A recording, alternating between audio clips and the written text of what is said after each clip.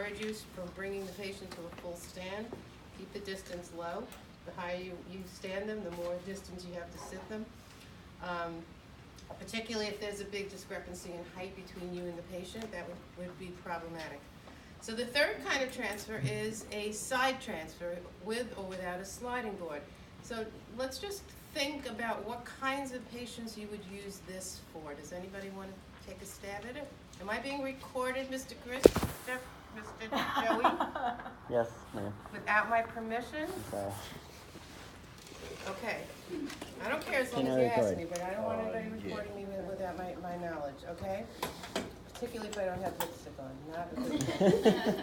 All right, so. I wasn't zooming in. All right. So anybody want to take a guess? Who would be doing a sliding board transfer? What kind of strength do they need in what muscles? What do you think? Not all at once. They need to be able. Rotator. Triceps. Okay, they'd have to have strong triceps, strong lats, okay? Strong, what else? Shoulder depressors, because they're gonna be doing pushing, right? A lot of pushing. So give me a scenario of somebody who would use a sliding board transfer. What kind of a patient? T9. Okay, a para, okay, somebody who has upper extremity strength, with or without abdominal control, depending on what level it is, but they would have enough push to go from one side to the other into the chair. Do we all agree? So depending on the level of the paraplegia, of the lesion, we would need to give them some assistance or not, right? Depending on how much abdominal control they have. Yes? Anything else that you can think of off the top of your head that would be able to do a nice side-to-side transfer? The dominant and dominant side. I'm sorry? The dominant side of the hand. If the right side is stronger, the left side is stronger. I'm not sure I understand. What kind of So patient like, would this be? For the sliding board transfer. Yeah, what about it? If the patient is dominant on the right side, Mhm. the right side should be leading. Not necessarily. Not with that, no. But give me another diagnosis that may benefit from a sliding board transfer. Someone who's got an amputation. Somebody who's got a bilateral amputation, right? A unilateral amputation, what kind of transfer do you think you're gonna do? Standing. Yeah, standing pivot, okay? But a bilateral amputation, whether it's below knee or above knee, they probably have, maybe, good upper body strength.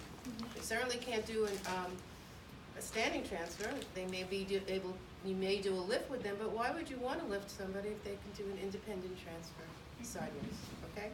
Remember, our goal in therapy is to always have the patient do as much as he can independently in preparation for discharge. There may not be somebody at home to lift him in and out of bed, okay? So, who has not gone yet? Joanna, sitting there very quietly, and Sue Ann. Let's have you be the patient and the therapist, and you decide who wants to be what. And the diagnosis is a let's make it easy, a T10 patient with T10 paraplegia. This is the sliding board. They come in all different shapes and sizes. We have some that have been hand painted by our students, lovely. And all it really is a piece of beveled, polished wood. Okay, so you can see that there's beveling on both sides, so it makes it easy to get on and off of. This hole in the middle is just meant for transportation. What we never really want to do is have our patients hold their hands on this part of the board when they're sliding, because the hand will get pinched. Okay, so you don't want them to do that. So I'm gonna let you just fake it. Let's just try it. When you make mistakes, everybody just try and look and see how you would recommend this be done, okay? Again, I like you to learn from your mistakes. So here you go. She is a paraplegic with a T10 lesion. Hi, Joanna. I'm Joanna. I'm the physical therapy assistant there. I'm going to help you to sit on the mat, okay? Is that okay if I put my hands on you? Okay, now I'm going to wash my hand. Okay, could you please move yourself towards the back. And again, guys, just write down what you see that you may have changed.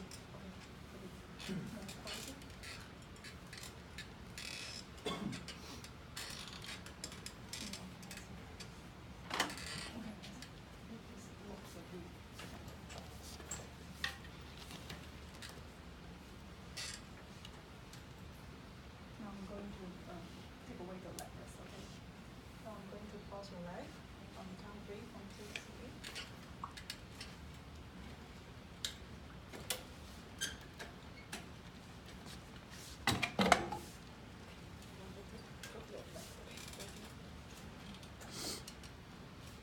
So she's a T level, T10 level, so what's her abdominal strength? What's her sitting balance? Pretty good. Pretty good, Yeah. okay. So I made it a little easier.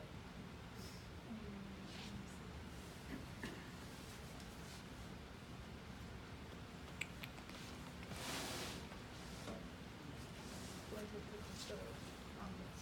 Good for you. This one. Okay, you all see that the armrest needs to be removed, yes? Yes.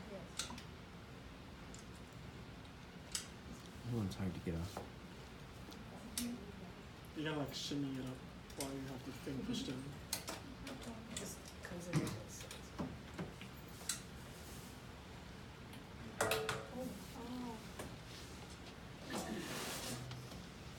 I'm not gonna sit there. Push yourself up and sit on the side here. Okay, think this through for a second, okay? This is where planning ahead comes really important, okay? Yes, she's a T10, but let's say she was a T7, okay? You cannot have her remove that seatbelt until she is on the board, because she doesn't have good sitting belts. This is the way see, this chair is not locked. Do you see that that's not locked? This is what I'm, okay, lock, lock, lock, lock, lock, always, okay? Because how she's gonna get this underneath her butt, okay, what I'd like you to do is I'd like you to take your left leg and cross it on top of your right for me, please. All the way, a little higher. Put your left leg all the way up, up, up, come on, cross it, there you go. I'd like you to take the board now and put it underneath your butt, okay? Keeping the seatbelt on, because she's gonna be moving around a lot. You don't want her to be unsafe at that point, okay? Now you can put your foot back down. Okay, now you can continue, go ahead. See how you're gonna get her over.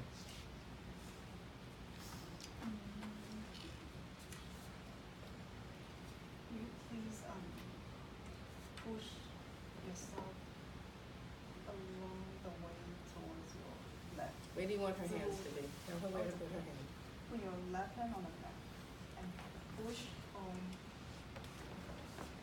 Okay? going on the edge. Good. And push yourself towards your left side. Now what you want to tell, you're okay, that's okay.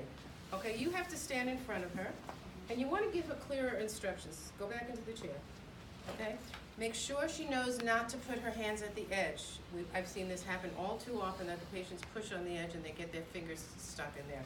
Okay, so what you're gonna do, Joanna, is you're going to keep your hand here, and you're gonna just do little increments. Slide yourself a little bit, and stop, and readjust, and keep going, and you are guarding the whole time. Keep going. Not from here. Where do you guard from? Okay. Okay? Set her back so she's sitting the right way.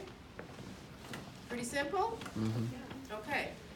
Going back down, a little bit easier because she's going down on an incline.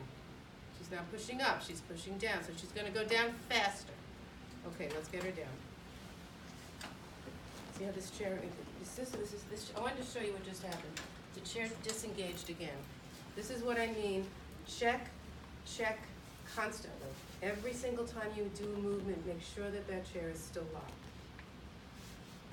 Now, Joanna, please cross your right leg on top of your left. So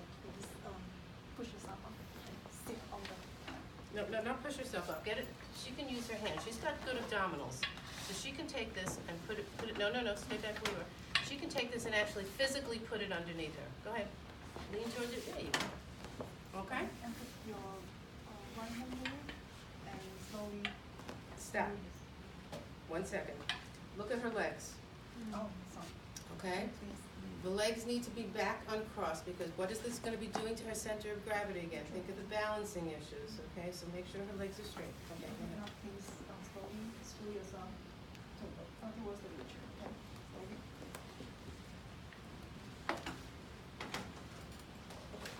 First thing you do before you get that seatbelt on, okay? Now, if she was a patient who had a paraplegia at the T4 level, who wants to try that? Why don't you switch places? Okay, we'll just leave the chair like this. Extend their arms. Excellent. Let me help you. Hmm? You want me to help you? I'm here to Sir? help you. Move you to the bed. Is this okay? I'm gonna wash my hands and I'll put the bed. Okay? So, please cross your right leg on the left shoulder for me. Higher. It should take. Okay, now it makes more sense if you're putting this under this side for her to cross this leg on top of this, Yeah. correct? Yes, sir. Okay, go ahead. Could you take the sliding bar and put on your back? Perfect. Could you hold the sliding bar here? Okay. And okay. You can uncross your leg right now. Okay. Thank you.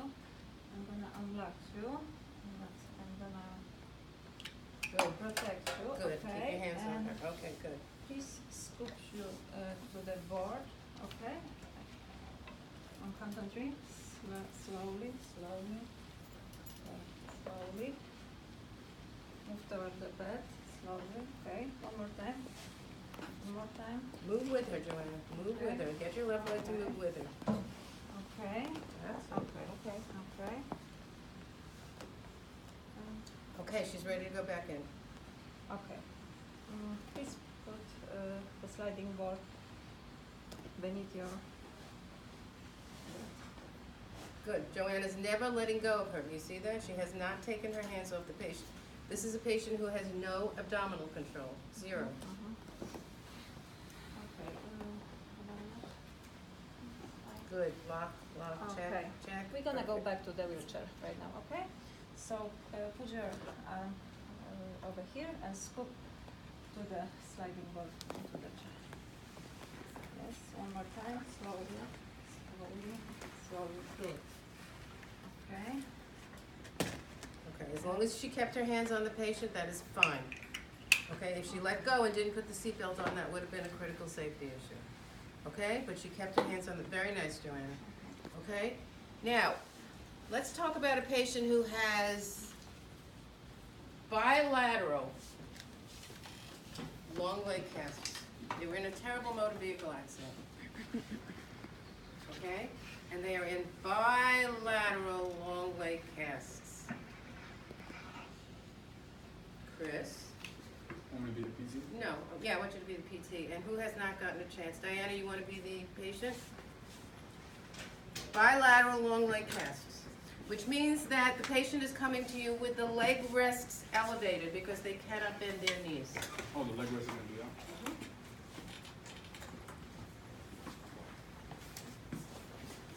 Hi Diane, I'm Chris. I'm the student PTA. I'm just gonna have to transfer you from the wheelchair to the bed. Is that okay? In order for me to do that, we'll have to place my hands on you.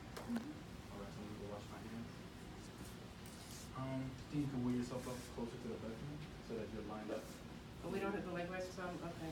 All right, that's fine, yeah. I'll fake it. First you have to unlock the chair. That's it. Can you line it up?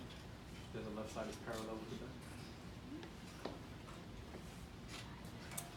The doctor wants you to sit her on the edge of the bed because he wants you to do exercises with her. So short sitting? Yeah. But remember, she's got 2 long leg casts. So I'm gonna place this right here. I'm gonna place it underneath your leg. Is that okay? Like on 3, 1, 2, 3. Okay, so you can place your hand right here, your left hand. Now I'm gonna support your leg for you. Okay? So on a count of 3, I want you to start scooting yourself over. Okay? Watch your body mechanics. Alright, so 1, 2, 3, just slowly, move slowly over. I'm gonna support your leg, don't worry. Just push yourself up. Keep going. Keep going.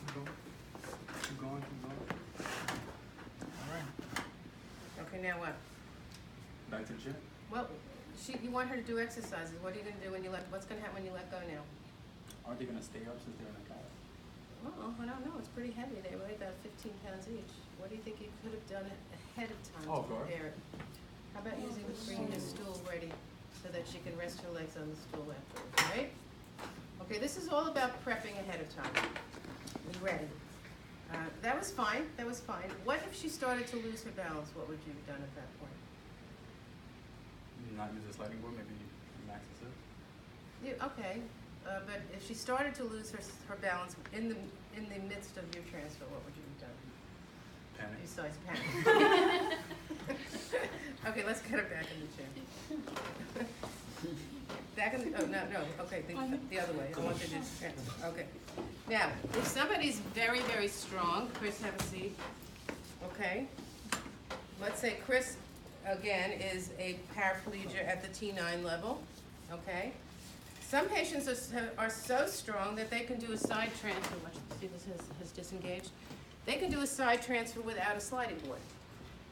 So sometimes you can teach a side transfer without even a sliding board. Can you get over to the mat without the sliding board? Okay, sometimes a patient is strong enough to do that. Sometimes a patient needs to do a transfer from the front. Where's the arm? Here. Sit in the chair. Like a T9? Yeah. Sit. No, just sit in the chair. We're going to start here. Okay, let's say he doesn't have the room to do a side transfer and he needs to do a front transfer. And he is a T9 para, so he's got really good abdominal strength. He just doesn't have any control of his legs. Okay, so what he's going to do is he's going to move his wheelchair just back a smidgen. That's good. Lock it up. And one leg at a time he's going to put onto the mat here. Okay. Now he's going to wheel it. See how it disengaged? Do you see what it just did? Okay, this is what I'm talking about, guys. It disengages in a second. Okay, unlock it now. Move yourself forward. Oh. Lock it up. And I'm not strong enough to do this, but many of you may be. And just go forward. Let's go. Don't use your legs. You don't have use of your legs. I was Okay. gonna use my place. No. Okay. Now, going back again is easier because he's going on the downgrade.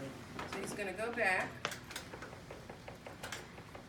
What does he have to be careful of now? Not the tip. Okay, so what's going to happen is he's going to unlock his chair. Go ahead. What does he have? Keep going. What does he have to be careful of? If he goes too far, what's going to happen is what? Crack His heel. legs are going to come crashing down. Remember, he has no control. So you've got to teach your patients, go ahead, come back up again, to come back just far enough, lock the chair, and one leg at a time bring it off manually. Make sense? Why do you need to teach patients this? Sometimes this is the only way they can do a toilet transfer. Sometimes, okay? Sometimes the bathroom is too small to even turn around and do a side transfer. So these are all different options. All right, so let's practice this for about 15 minutes, and then I'm gonna put some case studies up on the board. And I'm not gonna tell you what the choice, the optimal type of transfer is. I want you to think it through, and that doesn't mean that there's just one type. Somebody could choose a lift, and somebody could do a standing pivot, but I want you to be able to qualify why you've chosen each one, okay? So let's take 15 minutes, and then we'll come back.